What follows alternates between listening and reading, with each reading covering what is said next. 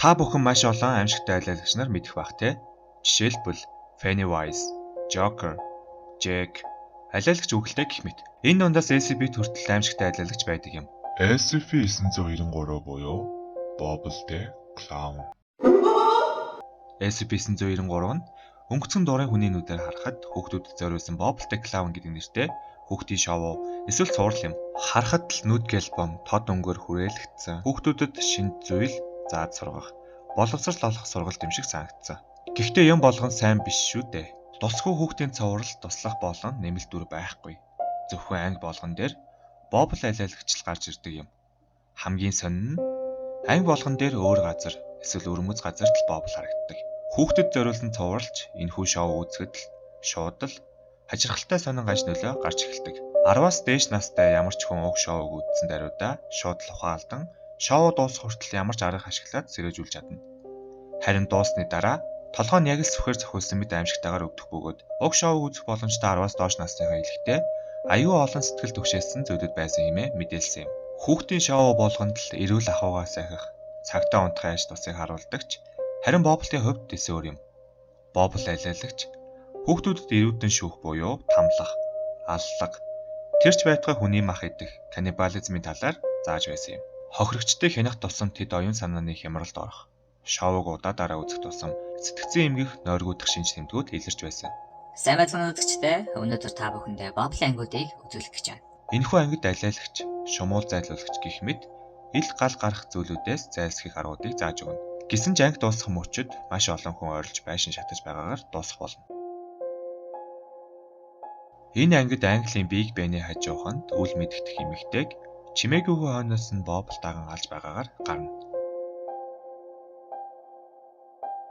Цэргийн майханд цэргээс хизээж хүний хариулах боломжгүй утгагүй асуултыг асуун, хариулж чадахгүй тохиолдолд түүнийг тамлан эрүүдэн шүүж байгаагаар харах болно. Энэхүү ангид Bobble ганцаараа нэгэн өрөөнд дотор чимээгүйхэн ууртаагаар 30 минут сууна. SCP байгууллагыг доромжилсан анги гэж хэлэхэд болох байх.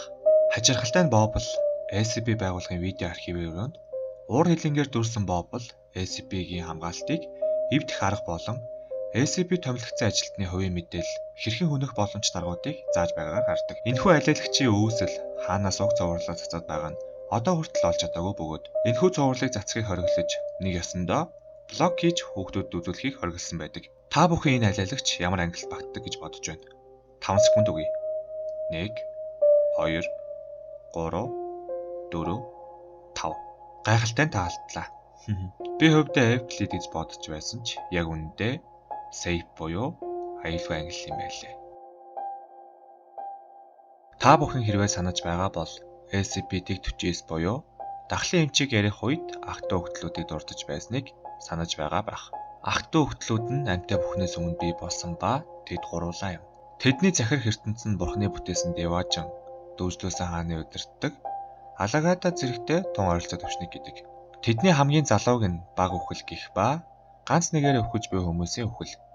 Харин түүний дээд талын ахыг нь их үхэл гэх ба баг үхлээс хэд дахин илүү хүчтэй ба гамшиг, осол, суйрал, тахал зэрэг хэмжээгээр өвхөж өргөдөх үеийн үхэл. Харин хамгийн том ахыг нь бүх үхэл гэх ба түүний хоёр дүү түүний хажууд өрдөөл сүдэдүүдийн хүчтэй ажээ. Тэрээр түнэр харанхуй бүхэлд нь удирдах эзэмших ба түүнээс Scarlet King буюу улаан хаан хүртэл имиж явдаг гэдэг. Тэд бол ерөнхийдөө эртний бурхад бөгөөд ихэвчлэн муу хорон санаатай байдаг. Гэсэн хэдий ч одоогийн бидний мэдих бурхан, ах トゥ хүүхдлүүд, улаан хаан зэрэг нь тэднээс хавь илүү хүчтэй тул тэднийг ихэвчлэн доод бурхад хэмээн нэрлэдэг юм. Мөн сонирхуулахад доод бурхтыг алдар зохиолч Lovecraft-ийн зохиолын дөрвдөө санаа авсан байдаг. Тэдний хамгийн алдартай жишээнүүд нь дүүжлүүлсэн хаан, Jester, Molo, Yaldabaoth, SCP-2845 гэх мэт байдаг юм. Доод бурхтаас эхний 3 бурхны талаарх зүйлүүдийг ярьж өгье. Дүүжлүүлсэн хаан буюу SCP-2264-5 нь Алагада хэмээх зэрэгэлдээ ертөнцийг удирдах ба Scarlet King-ийн тушаалыг дагдаг. Түүний түүхийн хувьд тэрээр эрт нэгэн цагт Алагада хэмээх хот улсын хаан байсан ба өөрийн улсыг дарангуйлаар удирддаг байжээ. Тэрээр мөн хар шидэнд ихээхэн сонирхолтой байсан ба нэгэн удаа ах トゥ хүүхдлүүдэд холбогдсон тэдэнтэй мөрийдсэн тоглосон ч хожигдсан байдаг юм. Удалгүй түүний хот улсын иргэд түүний эсрэг босож ордныг эзлэн Түүнд үнэж байсан бүх албатуудыг нь хороож, түүнийг нөхцөлж, гав гинжээр дөнгөлж удирдах байсан хотынх нь гудмаар зодож нүдэн ширсээр түүнийг хотын ойролцоо толгод дээр дүүжлэг оруулсан байдаг. Тэрээр хүүхдлээ хараал урсгасаар байсан гэдэг. Мөн сонирхуулгад түүний алуулсан үнэт албатуунд нэг айлаас албатай байсан ба түүний сүнс зүүдийг багтаа шингэсэн.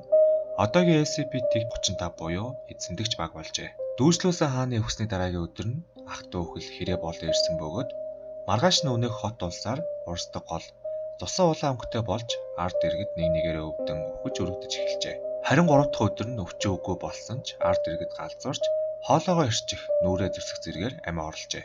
Үүний дараагаар дүүжлүүлсэн хаяргийн амилж өөрийн ордонд очин сэнтидээ заларч түүний хотод орсох цусан улаан гол буцалж хэрэг тойроо эргэлтэн амьд үлдсэн бүхэн өргөцсөн байдаг. Мөн удалгүй түүний өвхтөл болсон албад дээрч ах トゥ үхлийн өгсөн цустай ундгыг түүнд өгсөн ч тэрээр авч чадалгүй шалан дээр асгаснаар тэрээр үрд амьд өвтөл болж түүний хаант улс үрдийн амьшиг төрхөндөө үлдсэн юм. Харин энэ бүгдийг хэрэг болоо ажиглаж байсан ах トゥ өвтлүүд түүнийг шоолон хөргөлтөж нисэн оджээ. Жесер буюу олон нүр танхүү. Жесер бол Скарлет Кингийн албат юм. Анх тэрээр хэд хэдэн зэрэгэлдээ ертөнцийн өдөртөг хүчрхэг бурхан байсан хэдий ч Скарлет Кингид ялагдсан түүн тагаар орсон байдаг. Тэрээр далдуур өргөж Скарлет Кингийн үзий ядаж оронд нь хаан суухыг хүсэж арга сэдэж явдаг. Нэгэн удаа тэрээр ах トゥ өвтлийн том ахтай ярилцаж байх үеэр Скарлет Кингид баригдаж байжээ. Үүний дараагаар Скарлет Кинг түүний өөртөө шингэн бүх хүч чадал эзэмшлийг өөрийн болгож чадна хэмээн занал хийсэн байдаг. Моло буюу эвэрт бурхан. Моло бол эртний Дави эргэжлийг шүтдэг байсан бурхан ба Скарлет Кингийн туслах бурхан юм. Тэр үргэлж Жесер буюу олон нүр танхүүтэй хамтарч ажилладаг. Тэрээр SCP-76-2 буюу Абельтэй тулалданд дийлдэж маш хүнд шаргацсан байдаг. Одоогоор SCP Foundation түүний эрдөө баримл байдаг бөгөөд уг баримл нь яг чадвартай ба биеэс үл мэддэх энерги ялгаруулж байдаг юм.